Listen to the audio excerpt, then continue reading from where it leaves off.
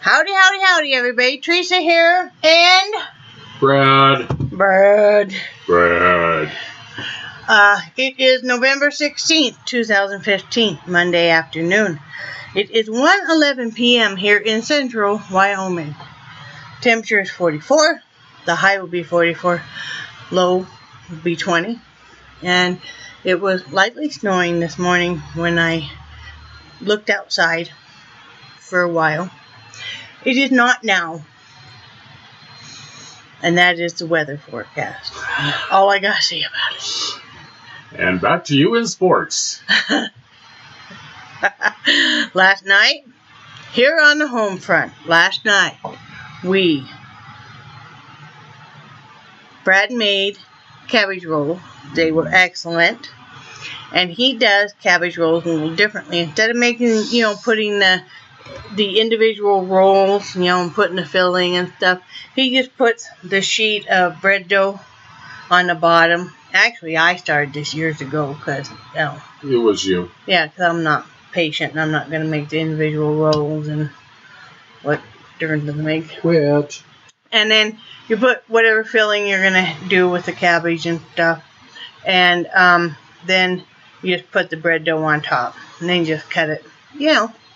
It's kind of like it's like a loaf of bread with filling in the middle instead of the individual roll. But anyway, he does bread dough really well, exceptionally well. He is the yeast king. He's got a relationship with that yeast, and he can make that rise. Now it's starting to sound creepy. He can do some puffy buns. And hard rolls. Okay. Anyway. Get it back to cleaning. Yeah. No more about that yeast. Wow. Anyway, no, I am on a thing. Don't tell me anything. I'm not looking at you now. Okay. No, Charlie Sheen disclosed his HIV positive status. Wow. Yeah. Did you guys hear that? You heard it here first. Anyway, he made cabbage rolls. They were really good. And then we watched some TV programs, which are really not important for you guys to know about. So I'll spare you the gruesome details of that. Then I worked on the Afghan some more. I'm going to be finishing that up today and tomorrow. And then as soon as my husband gets paid again, I'll ship that out. And then I can feel free to play with some of my other yarn. Because, until I have an order completed, I don't feel like I should really be, messing around with other yarn until I have orders completed. That's just, somebody puts their faith in you and pays you to make whatever, then that's what you do. Yep. So, that's why I haven't played with the knitting machine anymore, because, I could easily spend, a few days messing around with that. And, hello! You, really? Okay, that you just saw was Jasper, because he cannot get to his food, honey. You need to move that. Oh, well, it's a big tragedy. Yeah. The cat cannot get to his food. Holy crap. Because that huge pudge ball might fade away. That's right. How much does he weigh? About 30 pounds? Oh, about 1,200 pounds. Yeah. Yeah. Okay, yeah. I know. Us, the fatty fat shouldn't be talking about how you fat. Notice that he's showing you his sphincter. No, his sphincter may get on the corner of your laptop there. You better watch out. It could be a fudge corner. You started it. Wow. So anyway. Wow. And then we went to sleep, and we probably both snored with our mouths open and drool coming out. And today, I finally rolled out of bed at almost 11:30. Yeah. Poor guy. He'd been up since 8. I don't know why he didn't wake me up. But, because I was scared. He was scared of me. But anyway, I made him pancakes. Mm-hmm. He mixed it up. We used to use some of that muffin mix, and there's directions that I found on the internet to so you can make it into pancakes. And then we're having leftover cabbage rolls for dinner. Cabbage boogers. Sorry. Shutting up. And Don't tell me. dork. And I'm gonna work on the Afghan because I have the creams. I do. My husband's over here going, "Oh my God." Yeah. Well, you know, it's majority of women that watch it, and if it's a guy that watches, he's got a wife. So. But you know how many females I've worked with over the years? But I'm not them. I know you're a lot more special. You know, in all of my years of working, I have never told a male coworker about my menstrual. Oh, no. I heard enough. No, but I'm saying I don't. And that's as much as I say. Yeah. Is that I don't go into detail. Okay, so yeah. I wasn't pigeonholing you though. Okay, I'm shutting up. No, I'm just saying I'm going to take it a little easy today because I'm in some kind of pain in my lower abdomen, which may have something to do with being a woman. There, how's that? Or it might be he's a pain in my ass. Well, yeah, that too. Ooh, that could be taken so many ways. Yes, it could. Okay, keep it PG. Okay. Love you. Love you too, sweetie. You know I'm just teasing you. Yeah. Oh, stop it, you dork. Anyway, I think he wants to go on a tirade about something. No. Oh. Yeah, okay. He can go on a tirade. I won't even turn it over on him, though. Okay. Well, can I read you basically what I wrote on this? Will you be reading it to us? Well, okay. Okay. Let me find it. I lost it. Well, you gotta say why you wrote it, though. Okay, because there's somebody bitching about the Syrian refugees. They want to keep them all out of Wyoming. And nothing irritates me more when people stereotype others because of nationality, color, sexual orientation, etc. My grandparents were interred in Manzanar during World War II, which was basically a concentration camp for Japanese Americans in California. They were both born in the USA because my grandmother looked differently. They were stuck in there. Yeah. And he stayed with her because, and he was white. Mm-hmm. Because he loved her. Yep. And I worked with this guy, and it was in the late 70s, early 80s, and he was from Iraq, I believe.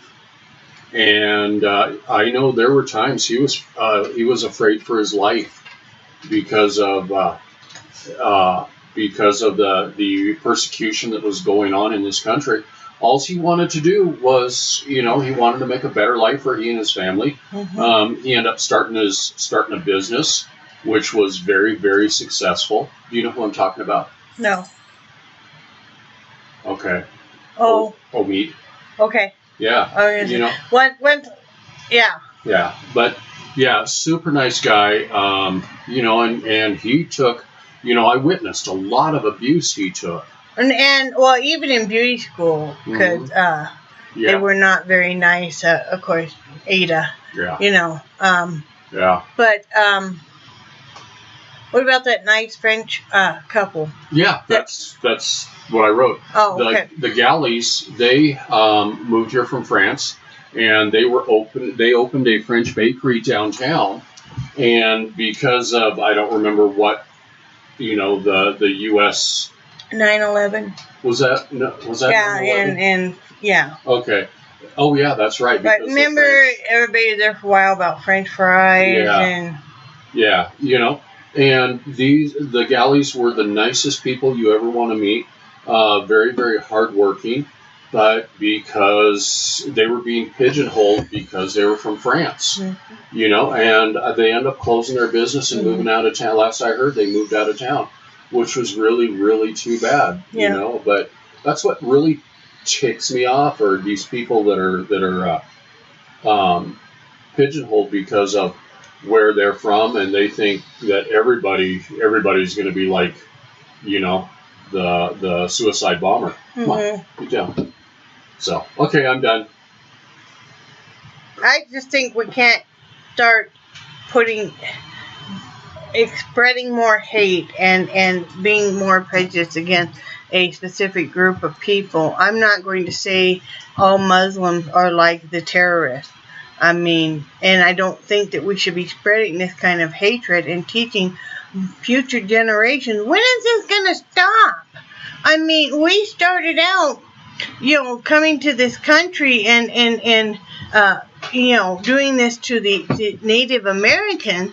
Then we started out and we ripped Africans from their native land and brought them over here and enslaved them. And then still there was so much prejudice and you know, they weren't allowed to sit with us and all this bullshit.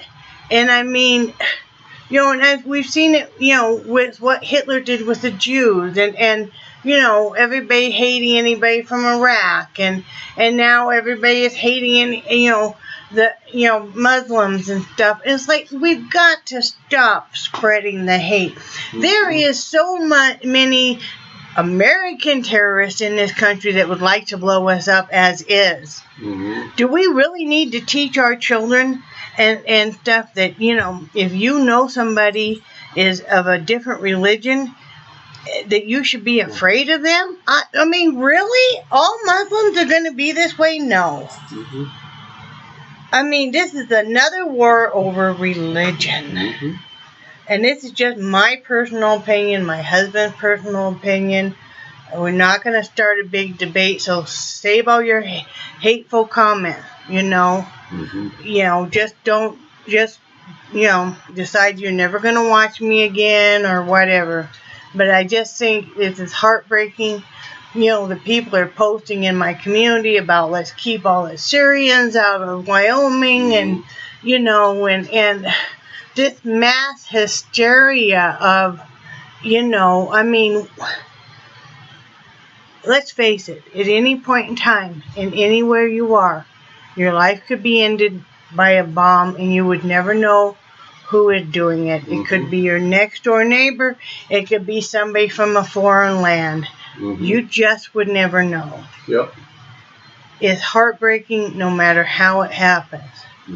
You know, but let's not start this mass hysteria. I mean, what, are we going to inter everybody that is Muslim or is from Syria or some other country? Are we going to put them all in camps again? Really? This has got to stop, all the hatred. If people expended even a quarter of the amount of energy to positive instead of all the negative and the hatred, this would be such a better place. You know, it's heartbreaking what's happened in Paris. You know, I'm not making light of that, but let's not feed into the negativity and the hysteria of it all. And the hatred. And the hatred. You know, I purposely do not watch much of the news. I will limit myself. I will watch maybe an hour of it a day, and then I turn it off, and I resume my daily life.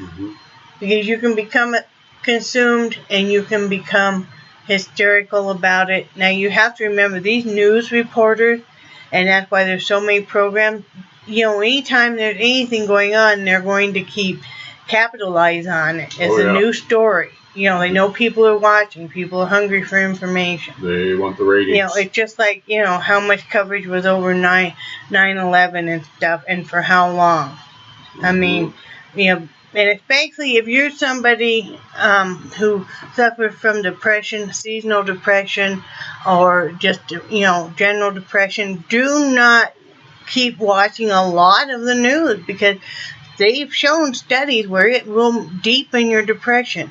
You feel like it's hopeless and the world is going to end anyway, so why should you give a fuck? You know, and stuff. So, you know, try to balance that out, guys. Anyway, I said my piece. Do you have anything else to say, baby? Nope, you pretty much covered it. So he has a doctor's appointment tomorrow. He's going to be in so much trouble. Oh, no. The hammer's going to come down on it, boy. Oh. Wow. I gotta tease him because he hates going to the doctor. I do too, but He hates it even more than I do. And oh, one more thing real quick is that if I've decided and my husband has agreed with me that he's fine with it, that I'm going to go off the nocturnal oxygen. I'm just not getting a good quality night of sleep. I fight with that oxygen hose more than anything because I kind of run he'll tell you, I run like a racetrack at night anyway. And then, I've got dogs to contend with and, I don't think I end up wearing it that much anyway because usually it's, I've got the oxygen going in my eyeball or in my ear. And, well, it kind of gives you a nice, fluffy feeling when it goes in your ear. You're like, oh. But anyway, so we're going to be returning that concentrator tomorrow. And I don't want to pay for it starting the new year. It's expensive and, we're going to be moving and, so, all of that. So, anyway, everybody hang in there. I think you're awesome. Love you guys. And I will talk to you guys tomorrow. Bye. Bye.